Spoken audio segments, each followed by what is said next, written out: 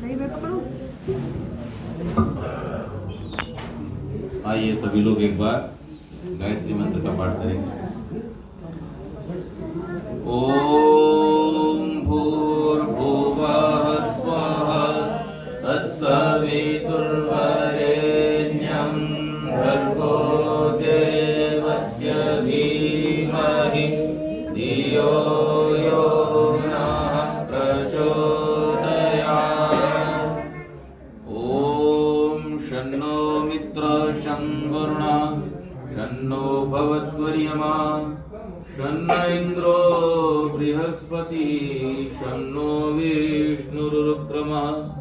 नमो ब्रह्मणे नमस्ते वायो त्वमेव प्रत्यक्षं ब्रह्मासि त्वामेव प्रत्यक्षं ब्रह्म वदिष्यामि ऋतं वदिष्यामि सत्यं वदिष्यामि तन्मामवतु तद्वक्तारमवतु अवतु मामवतु वक्तारम् अवतु मामवतु वक्तारम्।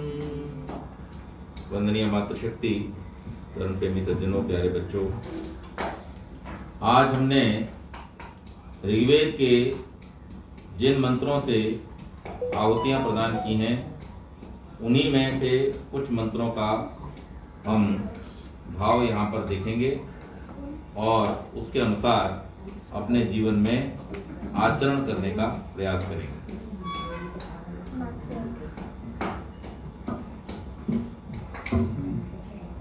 मंत्र आया है, सतः सतः प्रतिमानं पुरो भूर्विश्वा वेद जनिमा हन्ति शुष्णुम प्रणो दिवः पदवीर गुव्युरर्चन सखा सखीरमुंचन्नि रवद्या।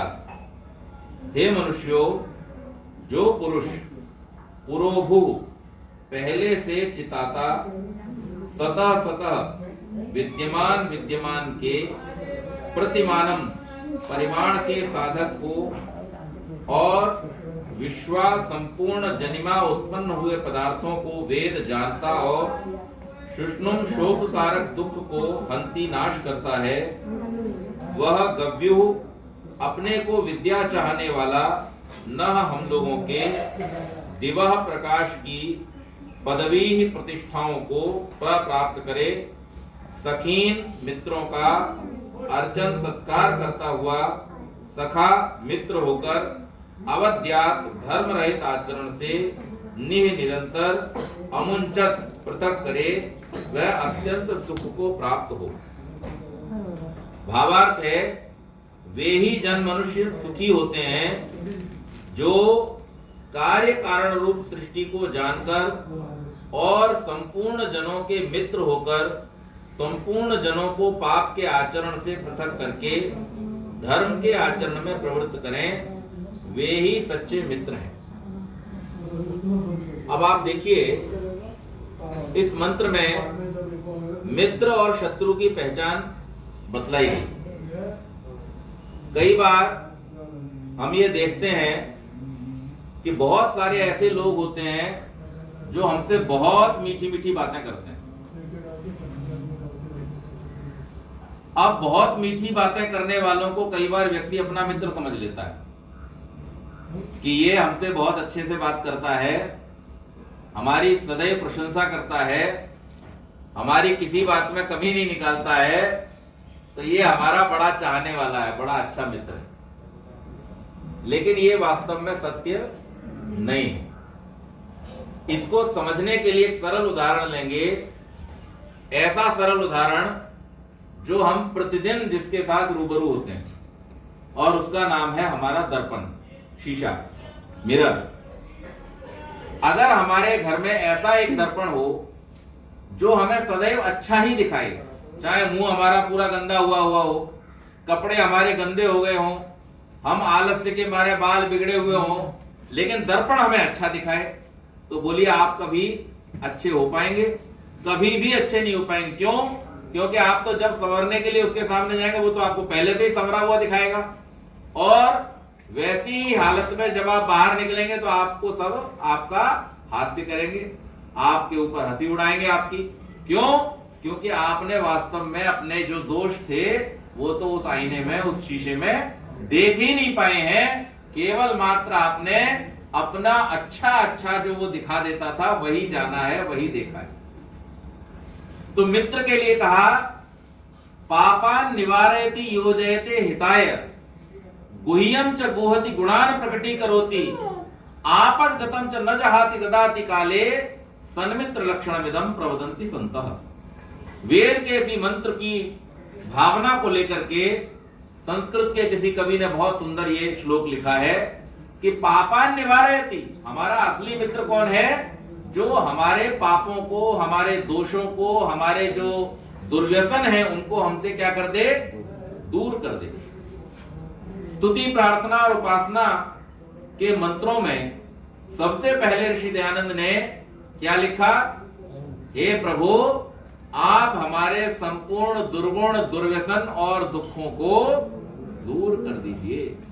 जो आपके दुर्गुणों को दूर नहीं करता, जो आपके पापों को आपसे दूर नहीं करता और जो आपको सन्मार्ग में लेकर के नहीं जाता, वो कभी भी आपका मित्र नहीं हो सकता है। वो तो छुपा हुआ शत्रु से भी ज्यादा खतरनाक शत्रु है, क्योंकि जिसको आप शत्रु मानते हैं उससे कम से कम आप सावधान रहते हैं, लेकिन इस प्रकार का जो शत्रु है उससे तो आप असावधान होते हैं और असावधानी में नाना प्रकार की हानियां आप उससे उठा सकते हैं। तो इसलिए वेद मंत्र ने कहा कि वे ही मनुष्य सुखी होते हैं जो कार्य कारण रूप सृष्टि को जानकर और संपूर्ण जनों के मित्र होकर संपूर्ण जनों को पाप के आचरण से पृथक करते हैं। तो पापा निवारयति, आपका सच्चा मित्र कौन है? जो आपको पापों से दूर करता है, और केवल पापों से दूर ही नहीं करता, योजयते हिताय, और जो हितकारी कार्य हैं, जो अच्छे कार्य हैं, उनसे आपको जोड़ देता है। गुह्यम च गुहति, हर व्यक्ति के जीवन में दोष कहीं ना कहीं होते हैं और उन दोषों को उस व्यक्ति को ही बताना चाहिए, उन दोषों को कभी भी सार्वजनिक नहीं करना चाहिए। अच्छा मित्र कौन है? जो आपके गुणों को सार्वजनिक करे और दोषों को आपको बताए। अगर मान लीजिए आपका आईना ऐसा हो, जैसे अभी ये फेसबुक पर लाइव चल रहा है, अब मैं सो करके उठ के आऊं और आकर के मैं देखना चाहूं कि भाई मैं ठीक दिख रहा हूं या नहा करके निकलूं, बाल काटने हैं, तैयार होना है, कपड़े पहनने हैं, और उस समय पर मुझे लाइव कर दिया जाए, तो बोलिए कैसा होगा? कि मैं जिस समय कपड़े नहीं पहने हुए हूं या कम कपड़े पहने हुए हूं या मेरा मुंह गंदा हुआ है, उस समय अगर ये फेसबुक लाइव करके सबको दिखा दिया जाए तो कैसा लगेगा? खराब लगेगा कि नहीं लगेगा? तो जो दिखाने लायक है उसको दिखाए और जो छुपाने लायक है उसको छुपाए। और किससे छुपाए? अन्यों से तो छुपाए, पर आपसे कभी ना छुपाए।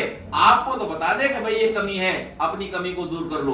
तो गुह्यम च गुहति, जो छुपाने योग्य बात है औरों से, उसको जो गुप्त रखता है, और गुणान प्रकटीकरोति, आपके गुणों को जो सबके सामने प्रकट कर देता है। परमात्मा को हम परम मित्र मानते हैं। परमात्मा परम मित्र क्यों है?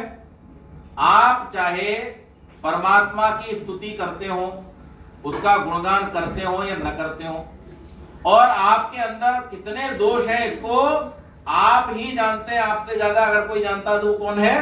परमात्मा। हम क्या कहते हैं? सनो बंधुर जनिता स विधाता धामानि वेद भुवनानि विश्वा। अभी के नहीं, हम तो केवल उतने ही जानते हैं जो हमने अभी किए हैं, लेकिन वो तो जो हम पहले कराए हैं उनको भी जानता है, जो अब कर रहे हैं उनको भी जानता है, और आगे हम जो करेंगे उनको भी जानने वाला साक्षी बना रहेगा। तो वो परमात्मा तो हमसे भी ज्यादा जानता है हमारे बारे में, इसलिए हम उसको क्या मानते हैं? परम मित्र। लेकिन क्या कभी आपने ऐसा इश्तिहार देखा है कि किसी व्यक्ति ने चाहे कितने ही पाप क्यों न कर दिए हो, परमात्मा ने कहीं इश्तिहार कर दिया हो कि भाई देखो ये आदमी पापी है? नहीं। पापियों से, पापियों के अंदर भी बैठा हुआ वो अंदर से ही प्रेरणा करता है कि भाई ये काम गलत है, इस काम को मत करो, इस पाप कर्म से बचो, इस पाप कर्म से दूर रहो। और जब कोई अच्छा कार्य करने के लिए प्रवृत्त होता है तो उसके मन में उत्साह, उमंग उत्पन्न करता है कि अरे भाई इस काम को करो, इस काम को करो, और उसके गुणों को सब और प्रकट कर देता है। क्यों जी? कभी किसी होनहार के गुण छुपे रह जाते हैं? जो होनहार है उसके गुण सब और प्रकट हो जाते हैं।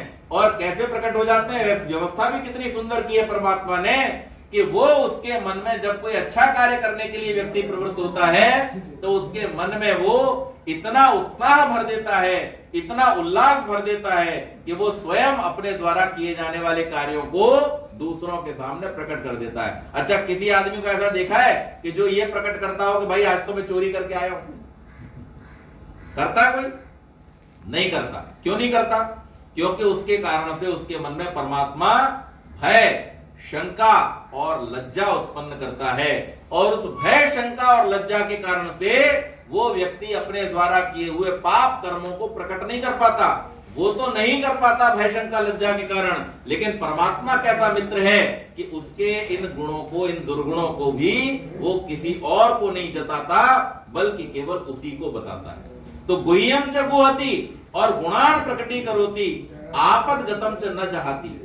मित्र की एक और पहचान बताई है कि अगर आपत्ति काल में मित्र के पास जाए तो उसकी कभी उपेक्षा न करे। कोई भी व्यक्ति सहायता मांगने के लिए किसी के पास अगर जाता है तो उसमें दो बातें होती हैं। पहली बात तो यह होती है कि वो व्यक्ति जब सब ओर से अपने परिश्रम से, पुरुषार्थ से निराश हो चुका होता है तभी वो किसी के पास सहायता मांगने के लिए बोलो जाता है। अगर किसी व्यक्ति को अपने ही परिश्रम से जो चाहिए वो प्राप्त होता रहे तो फिर वो किसी के पास में नहीं जाता। लेकिन जीवन में कभी ऐसे समय आते हैं कि जब हमें ये पता होता है कि इस कार्य से बचने की हमारी क्षमता नहीं। जैसे मान लीजिए कोई असाध्य रोग आ गया जीवन में और उस रोग का इलाज कराने के लिए आपने जो पूंजी संचित करके रखी है, आपने जो धन इकट्ठा करके रखा है, या मान लीजिए कोई आपने मेडिक्लेम वगैरह भी लेके रखा है, यदि उसका खर्चा उसकी सीमा से बाहर निकल जाए तो फिर आप क्या करोगे? तो फिर आप अपने मित्रों से, जिन्हें आप अपना मानते हो और जिन पर आपको विश्वास है, आप उनके पास में सहायता मांगने के लिए जाते हो। ऋषि दयानंद भी क्या लिखते हैं? अपने पूर्ण पुरुषार्थ के उपरांत कार्य की सिद्धि के लिए अपने से अधिक सामर्थ्यवान से सहाय मांगना प्रार्थना कहलाता है। ये ऋषि के शब्द हैं। तो हम भी यही करते हैं और करना भी यही चाहिए। अच्छा, कोई आदमी आलसी होकर के, प्रमादी होकर के स्वयं तो कुछ करे नहीं और दूसरों से कहता है भाई मेरे लिए तुम ये कर दो, मेरे लिए तुम वो कर दो, मेरे घर में आटा नहीं है तुम आटा भरवा दो, मेरे घर में गैस खत्म हो गई तुम गैस भरवा दो। सब लोग क्या कहेंगे? एक आध बार तो स्नेह के कारण से, प्रेम के कारण से दे भी दे, लेकिन उसके बाद कहेंगे अरे ये तो आलसी प्रमादी आदमी, मूर्ख, खुद तो कुछ करता नहीं है और हम लोगों के ऊपर पैरासाइट की तरह पड़ा रहता है। तो वेद मंत्र कहता है कि हमें मित्र बनना चाहिए और मित्र की शर्त के लिए क्या बतलाया कि आपदगतम च न जहाति। जो अपने मित्र को आपत्ति काल में उपेक्षित न करे, इग्नोर न करे, बल्कि क्या कहे? ददाति काले, जब आवश्यकता है उस समय में उसको वो सहायता दे। ऐसा जो व्यक्ति होता है वो सन्मित्र कहलाता है। सन्मित्र लक्षणमिदं प्रवदन्ति संतः। ऐसे अच्छे मित्र के लक्षण संतों ने हमको बतलाए हैं, ऋषियों ने हमको बतलाए। तो इसलिए हमें ये चाहिए कि हम मित्र बने और अपने मित्रों के जो पापाचरण हैं उनको हम दूर करें, उनके जो दुर्गुण हैं उनको हम दूर करने का प्रयास करें। लेकिन दुर्गुणों को हम दूर करेंगे कैसे? अगर आप किसी व्यक्ति को उसकी कमियां बताने जाओ क्या होगा? मित्रता भी धरी रह जाएगी। सब भाई सुनना नहीं चाहता ना व्यक्ति। आप किसी को उसकी कमी बता दो, देखो आप भुनक जाएगा एकदम, सुनना ही नहीं चाहेगा आपकी बात को। तो ऐसे समय में क्या करें, किस प्रकार से कमी बतलाएं? तो हम ऋषि की बात को ध्यान रखें। ऋषि ने क्या कहा? सबसे प्रीति पूर्वक, धर्मानुसार, यथा योग्य बरतना चाहिए। अब जो व्यवहार आपको अपनी संतान के साथ करना चाहिए वही व्यवहार अगर आप अपने माता पिता के साथ करेंगे तो बोलो बनेगी बात? नहीं बनेगी। माता पिता को समझाने का तरीका अलग है और संतान को समझाने का तरीका अलग है। पति पत्नी का आपस में समझने समझाने का तरीका अलग है और जो बाहर के लोग हैं उनको समझाने का तरीका अलग है। जो व्यक्ति यथा योग्य व्यवहार को समझ लेता है, सुनने वाला भी और कहने वाला भी वो तो समझ पाता है, और जो व्यक्ति इस यथायोग्य व्यवहार को नहीं समझता है वो व्यक्ति अपनी हानि तो करता ही करता, कई बार तो दूसरों को भी, हम तो डूबेंगे सनम तुम्हें भी ले डूबेंगे, ऐसा भी होता है। और इसलिए यह आवश्यकता है, स्वामी जी इस प्रकरण को स्तुति, प्रार्थना और उपासना इस रूप में क्यों प्रस्तुत करते हैं, इसकी वैज्ञानिकता को हमें समझना होगा, और ये बच्चे बहुत अच्छी तरह से समझें इस बात को। क्यों? क्योंकि आपने अभी अपने जीवन में आगे बढ़ना है, और उन्नति कैसे होती है इसको समझो। इसका एक सूत्र देता हूं आप। स्वामी जी ने स्तुति, फिर प्रार्थना और फिर उपासना। क्यों? स्तुति का अर्थ लिखते हुए स्वामी जी कहते हैं कि जिसकी स्तुति की जाती है उसके गुणों में प्रीति उत्पन्न होती है। आप अगर किसी के गुण का गान करेंगे कि परमात्मा क्या है, न्यायकारी है, परमात्मा क्या है, दयालु है, परमात्मा क्या है, सर्वज्ञ है, परमात्मा क्या है, सर्वेश्वर है, इस प्रकार से परमात्मा के गुणों का जब आप अनुवाद करते हैं, गुणगान करते हैं, इसके साथ साथ हमारे दोषों का दूर करने वाला भी कौन है, वो परमात्मा ही है। हमारे केवल दोषों को ही नहीं, हमारे दुखों को दूर करने वाला भी कौन है, वो परमात्मा ही है। और इतनी सुंदर व्याख्या प्रस्तुत करते हुए स्वामी जी लिखते हैं, हे सकल जगत के उत्पत्ति करता, समग्र ऐश्वर्य युक्त। देखो किसी के गुणों में प्रीति कैसे होती है, जब आप उसकी स्तुति करते हैं। अब हम परमेश्वर से जब बैठे हैं प्रार्थना करने के लिए, तो प्रार्थना करने से पहले हम स्तुति कर रहे हैं उसकी, और स्तुति करते हुए क्या कहते हैं, हे सकल जगत के उत्पत्ति करता। तो हमारे मन के अंदर ये भाव बहुत ही दृढ़ता के साथ में बैठा हुआ होना चाहिए, और हमें ये समझ लेना चाहिए कि इस संपूर्ण जगत का उत्पत्ति करता कौन है। कई बार हमारे मन में बड़ा अहंकार है, अरे ये काम तो हमने किया है, ये काम तो हमने किया है, कोई और इसका क्रेडिट कैसे ले सकता है। तो वहां पर स्वामी जी समझा रहे हैं, सकल जगत का उत्पत्ति करता कौन है। इतना ही नहीं छोड़ा, आगे बढ़े, समग्र ऐश्वर्य युक्त। ये सारा जो संसार में ऐश्वर्य है इसको भी अपना मत मान लेना, ये भी कौन है, उस परमात्मा की ही संपत्ति है। समग्र ऐश्वर्य युक्त और शुद्ध स्वरूप, शक्ति वाला होते हुए, उत्पत्ति करता होते हुए, ऐश्वर्यशाली होते हुए भी वो परमात्मा कैसा है, शुद्ध है। उसके अंदर किसी प्रकार का कोई दुर्गुण नहीं है। आजकल थोड़ा बहुत किसी के पास में पावर आ जाए, किसी के पास में थोड़ा सा धन आ जाए, किसी के पास थोड़ी सी विद्या आ जाए, देखो आप तन करके ऐसा चलता है, मालूम पड़ता है कि इससे आगे तो कोई संसार में है ही नहीं। ये अहंकार आदि दोष जो उत्पन्न हो जाते हैं, वो परमेश्वर कहता है, शुक्रम अकायम अव्रणम अस्नाविरम शुद्धम अपाप विद्धम। वो कभी किसी पाप में लिप्त होता ही नहीं है, वो तो शुद्ध स्वरूप है। तो स्वामी जी लिखते हैं, शुद्ध स्वरूप, हे सकल जगत की उत्पत्ति करता, समग्र ऐश्वर्य युक्त, शुद्ध स्वरूप, सब सुखों के दाता। सब सुखों का देने वाला भी कौन है। आप मुझे संसार का कोई एक ऐसा सुख बताओ जो परमात्मा की कृपा के बिना मिल जाता हो। अन्न से लेकर के और आभूषणों तक जो कुछ भी इस संसार में है, हमारी बेसिक नीड से लेकर के और लग्जरी तक जो कुछ भी हम सुख उठाते हैं, उन सब सुखों के पीछे जो साधन हैं, वो साधन उस परमात्मा के ही द्वारा दिए गए हैं। हम तो न कुछ लेकर के आए थे और न कुछ लेकर के जा सकते हैं। इस संसार में जो कुछ भी सुख हमने पाया है, चाहे वो भोजन के रूप में हो, चाहे वस्त्र के रूप में हो, चाहे आभूषणों के रूप में हो, चाहे संसाधनों के रूप में हो, ये सब का सब सुख किसका है, उस परमात्मा का दिया हुआ है। इसलिए ऋषि लिखते हैं, सब सुखों के दाता परमेश्वर। स्तुति हो गई, अब प्रार्थना करेंगे, आप कृपा करके हमारे संपूर्ण दुर्गुण, दुर्व्यसन और दुखों को, अच्छा जिससे प्यार ही नहीं किया उससे फिर किसी तरह की अपेक्षा कैसी। अब हम जब परमात्मा से अपना प्रेम बढ़ाते हैं, उसकी स्तुति करते हैं, तो हमें अपनापन आता है, और जब अपनापन आता है तो जैसे एक अच्छा पुत्र अपने पिता की कही हुई बात को ये मान करके स्वीकार कर लेता है, क्योंकि मेरा पिता कभी मेरा अहित नहीं चाहेगा, इसलिए मुझे इनकी आज्ञा मान ही लेनी चाहिए। इसी प्रकार से जब कोई व्यक्ति अपने जीवन में परमात्मा की उपासना करना चाहता है तो उसे भी पिता स्वरूप जान करके और उसके सामने अपने सारे दुर्गुणों को खोल करके रख देता है। वहां शर्म नहीं करता। अहंकारी व्यक्ति क्या कहेगा, वो ये मानेगा कभी कि मेरे दुर्गुण मेरे तो अंदर है ही नहीं, मेरे अंदर दुर्गुण है का जो दूर करेंगे परमात्मा। लेकिन वहां पर अहंकार का कोई काम नहीं है। वहां पर विनम्रता से श्रद्धावनत होकर के भक्त कह रहा है, हे परमेश्वर, आप ही उत्पत्ति करता, आप ही ऐश्वर्य के स्वामी, आप ही सुखों के दाता, आप ही शुद्ध स्वरूप हो। अब मेरे जीवन के जो भी दुर्गुण दुर्व्यसन और दुख हैं उनको आप ही दूर करो।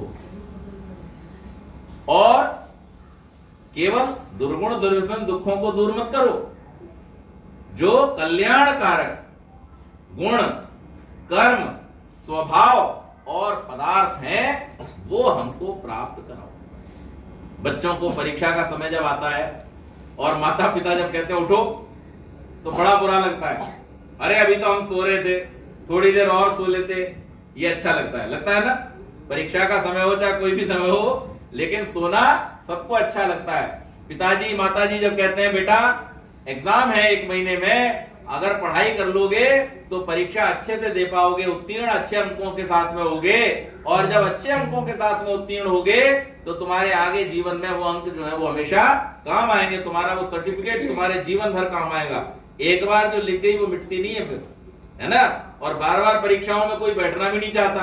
तो इसलिए क्या करना चाहिए कि माता पिता की उस बात के पीछे जो भावना है, हमारे कल्याण की जो भावना है, उस कल्याण की भावना को अच्छी प्रकार से समझना चाहिए। और अपने माता पिता की जो पढ़ाई संबंधी बात है, या उस समय में थोड़े समय के लिए खेल कूद से, देखो खेल कूद से मस्तिष्क मन अच्छा होता है, लेकिन फिर भी सब माता पिता परीक्षा का जिस समय आ रहा होता है उस समय बच्चों को खेलने कूदने के लिए मना करते हैं। इसका कारण क्या है?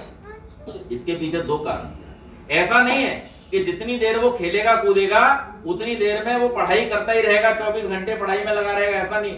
लेकिन क्या होता है कि बच्चे खेलने कूदने जाते हैं, और अक्सर आपने देखा होगा, नोटिस किया होगा कि खेलने कूदने गए हैं बाहर और मान लीजिए कोई चोट चपेट लग गई। सामान्य दिनों में लग गई कोई बात नहीं, लेकिन अगर परीक्षा के दिनों में लग गई, बोलो, धूप में खेल लिए, धूप लग गई, पानी पी लिया दौड़ते भागते, सर्दी हो गई, खांसी हो गई, बीमार पड़ गए, तो क्या होगा? परीक्षा का सारा कार्यक्रम बिगड़ जाएगा। तो संसार में परमात्मा तो हमारा मित्र है ही है, लेकिन परमात्मा के बाद अगर सबसे ज्यादा हितैषी, सबसे परम मित्र हमारा कोई होता तो वो कौन होते हैं? हमारे माता पिता पहले मित्र होते हैं। ऐसे मित्र जो बिना जाने, बिना हमारे मांगे हुए हमारी सब मांगों को पूरा करते जाते हैं। बच्चा बोलना तो 2-2.5 साल का होता है तब सीखता है, लेकिन उसे सबसे ज्यादा आवश्यकता माता पिता की कब होती है? उसी समय जब वो न बोलना जानता है, न चलना जानता है, न कुछ खाना जानता है। उस समय में उसके बिना कुछ मांगे हुए ही माता पिता अपने सीनियर से, अपने वृद्धजनों से पूछ करके कि भाई क्या खिलाना है, कैसे खिलाना है, कैसे इसकी सुविधा करनी है, कैसे इसके रोग को दूर करना है, कैसे इसे रोग से बचाना है, ये सब जानकारी इकट्ठी करके, तो ये काम कौन करता है? मित्र ही तो करता है ना। हमारे लिए साधनों को, हमारे लिए जो आवश्यक पदार्थ है उनको कौन उपलब्ध कराता है? जो हमारा मित्र है। ददाति काले, जब आवश्यकता है तब वो हमें प्रदान करे, वो ही एक सच्चा मित्र होता है। तो इसलिए परीक्षा का समय जब निकट आए तो हमें क्या करना चाहिए? माता पिता की बात को मान करके और अपने जीवन में उस प्रकार से जो वो बताते हैं वैसा ही कार्य करना चाहिए, और परीक्षा को अच्छी प्रकार से उत्तीर्ण करना चाहिए। तो यहां पर ये वेद मंत्र भी आगे कह रहा है कि उन पाप के आचरणों से बच करके और मित्र हम बने और दूसरों को बचाएं, और उसके साथ हम अपने मित्रों के द्वारा बताए गए, आचार्यों के द्वारा बताए गए जो सन्मार्ग हैं, उन सन्मार्गों पर चलते हुए अपने जीवन को दोष मुक्त करें, यानी उन्नति की ओर आगे बढ़े। और इस प्रकार से आचरण में प्रवृत्त होते हुए जो एक दूसरे के साथ चलते हैं वे ही वास्तव में सच्चे मित्र होते हैं। तो ये वेद का बड़ा सुंदर मंत्र हमको ये प्रेरणा दे रहा है कि हम अपने जीवन में दोषों से, पापाचरण से मुक्त हों और सन्मार्ग पर चलते हुए अपने जीवन में सदैव उन्नति की ओर आगे बढ़ें। यही सुखों का सच्चा मार्ग है और इसी के द्वारा आप अपने जीवन में सच्ची उन्नति कर सकते हैं। तो आज की चर्चा को हम यहीं पर इस मंत्र के साथ में समाप्त करते हैं। ओम शांति। सायंकालीन कार्यक्रम नियत समय पर ठीक 7:30 बजे शुरू हो जाएगा। आप लोग अधिक से अधिक संख्या में कार्यक्रम में पधारें और इसके साथ कल इस